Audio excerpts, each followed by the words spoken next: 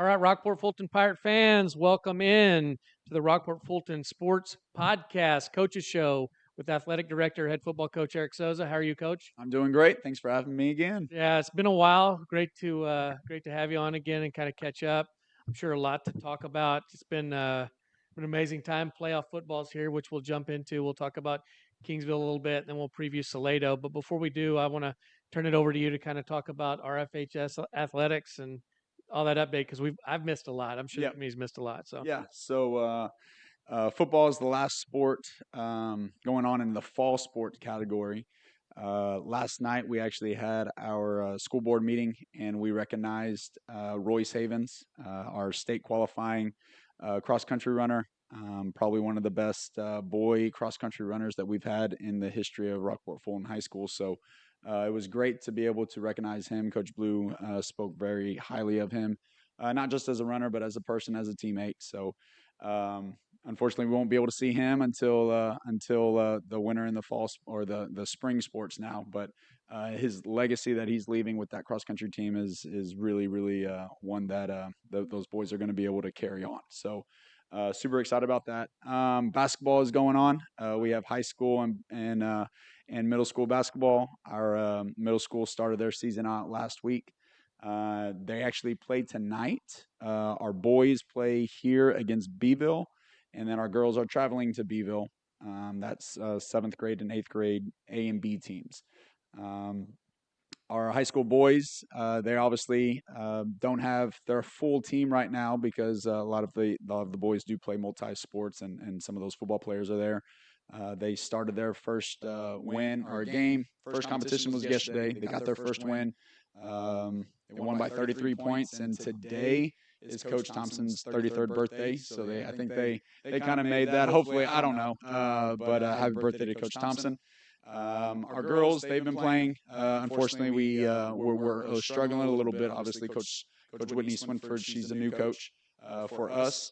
The implementation, her offense, her strategies, her defense, the girls are learning that. So we're excited for the way that they're playing. Obviously, we haven't won, so we're not happy about that. But we are showing growth there. And so next Tuesday will be a home game for them, their first home game. So come on out on Tuesday and especially on Thanksgiving holiday. So get all your whatever you need to do, shopping or Christmas shopping if you do that before Thanksgiving. Then get all that done and come and watch the girls play over in the competition gym. Our boys will actually play their home opener on Saturday. This Saturday, I think it's starting at 10 o'clock, if I'm not mistaken, and that's against Robstown. So go support the boys basketball. Hopefully, after a win on Friday night, we come over and we start working to prepare for round 3 for football, and then I get to hop on over to the gym and go see our boys go play some basketball. So. Um, we got wrestling going on.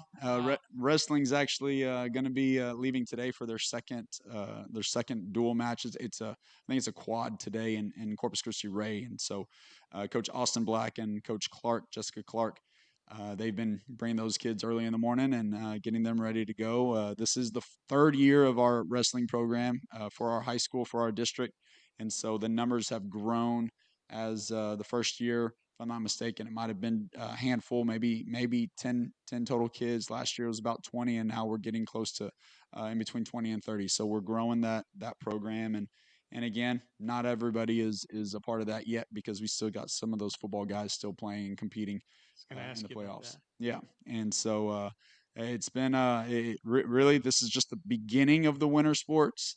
Just starting December 1 is soccer. Whenever football begins.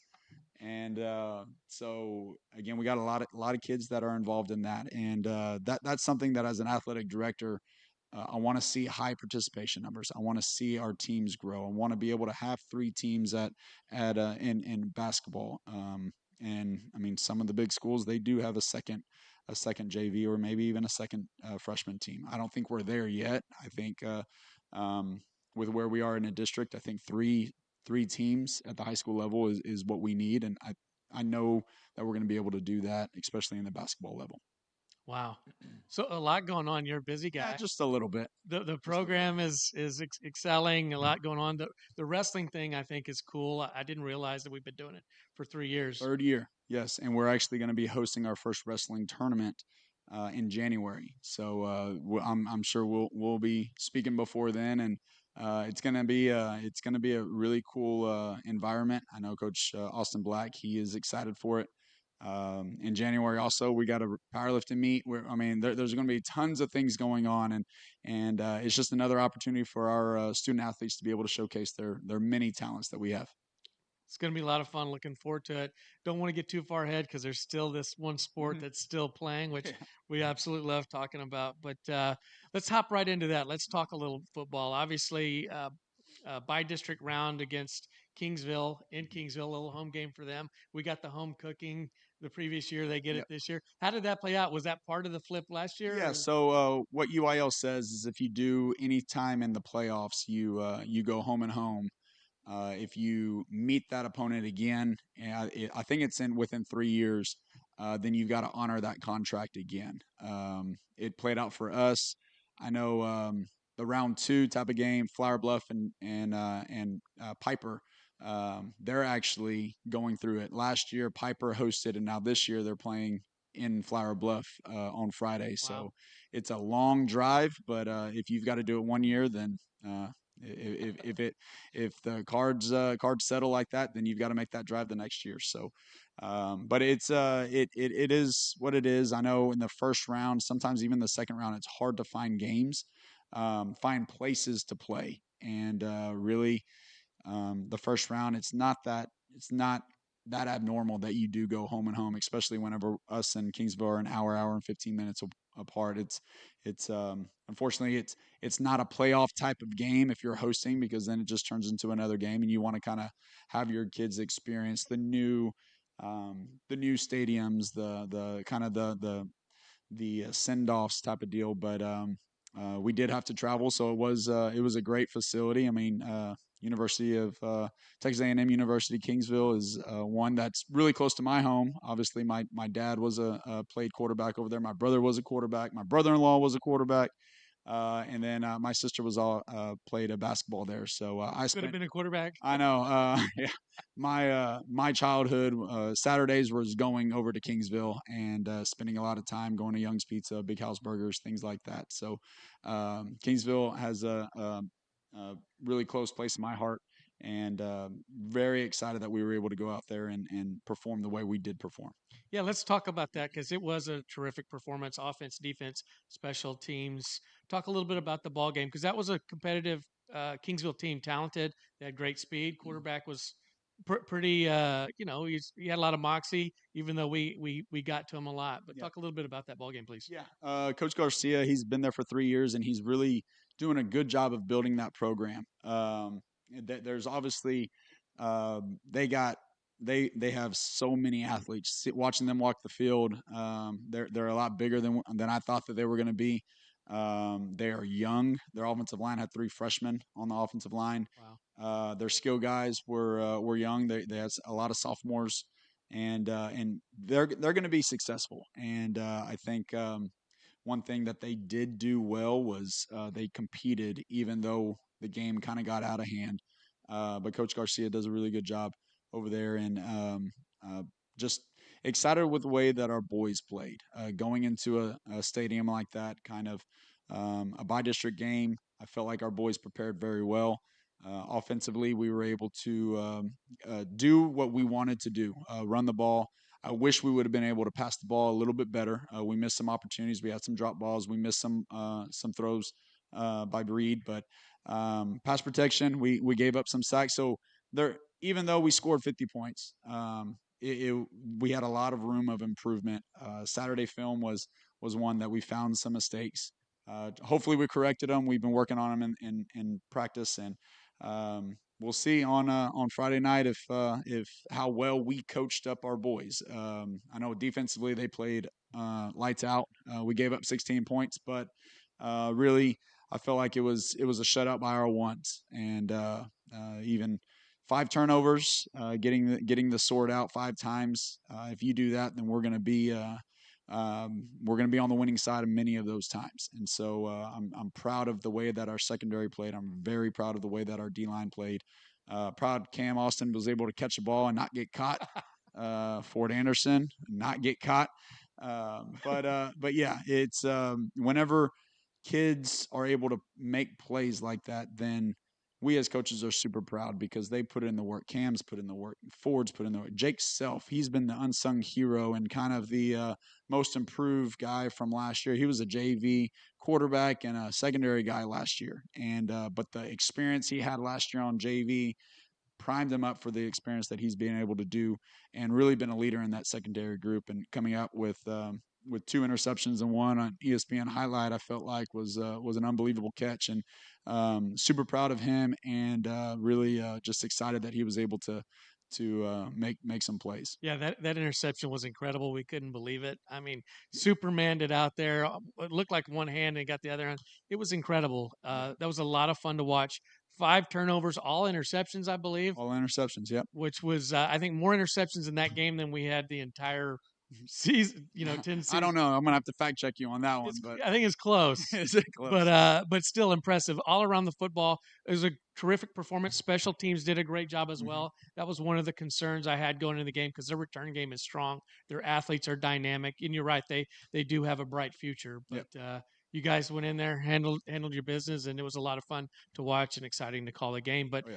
as you say, we're on to Salado On a now. Salado, yes, sir. Got to get to 1-0 this week. Mm-hmm. So talk a little bit about what we're facing against Salado. Game is Friday, San Antonio, Gustafson Stadium, 7 p.m. 7 p.m. Yes, sir. 7 p.m. Yep. So Salado, they were the district champs in District 13. That district has Wimberley, Navarro, Jarrell, I mean Gonzalez. I mean they've Lago Vista, so they've got some challenges over there.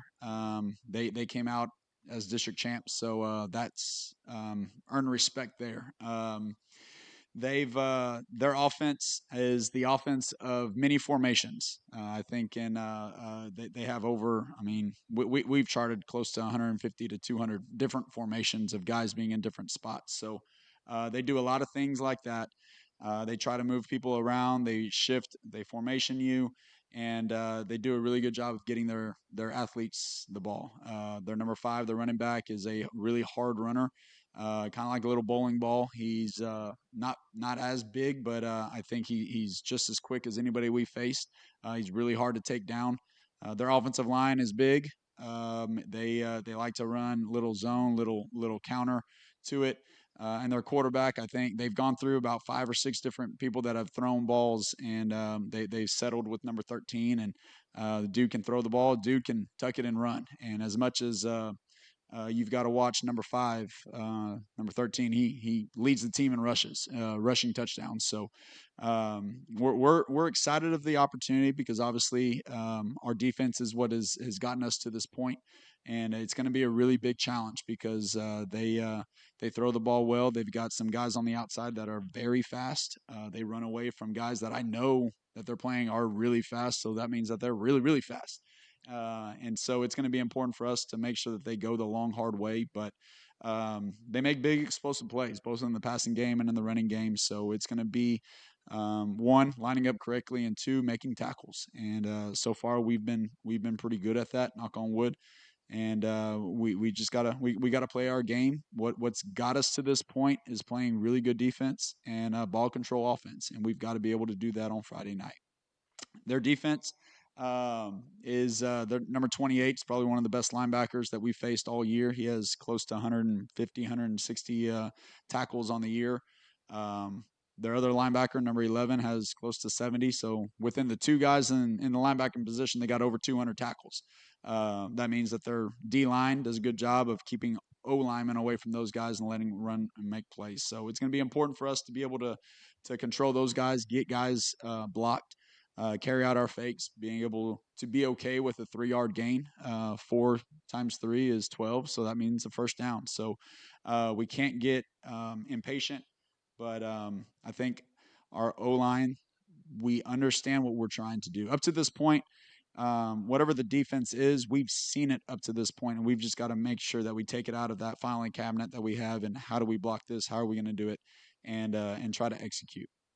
Awesome. Well, it should be a fun ball game. We're super excited. We'll let you guys know we have the ability to stream the game, and we will be doing that. But more importantly, we invite you to come out, make the trip to San Antonio, come out, support the boys in the stands. It should be a fun night. The weather's actually going to be cool, not cold, so that's good. There is a slight chance of rain. There will be rain The during the rain game. is our friend. The rain. The rain is our friend. I like it. I like it. So come out, be loud, be proud, especially when your Pirates are on defense, and support it. Stream the game from the stands. If you can't, obviously you can catch it on the Pirates Cove Sports Network YouTube page. We will have the link up on Facebook. But should be fun, exciting season. Something special is happening here. I want to invite you guys out. Come enjoy this. This is a great football team. We keep getting better week over week. These kids keep playing hard. I think there's a lot more rounds to go after this. Got to get to this one done no matter what. Obviously, if you don't get past this one, then there are no more rounds, but we are capable of going a few more rounds for sure, if not even further. So keep getting better. Come out, support the ball club. And anything you want to I say mean, before we what close out? better way? Come out on a Friday night, come watch a great football game, and then spend the weekend in San Antonio. Get some Christmas shopping done, and hey, it's going to be a great atmosphere. I know that for a fact. Playoff football, Thanksgiving. I mean, you can't beat it. Hmm. San Antonio, come out, come support your Pirates. We thank you guys for tuning in, and again, invite you out Friday night, 7 p.m., Gustafson Stadium, San Antonio. That being said, go Go Pirates. Pirates!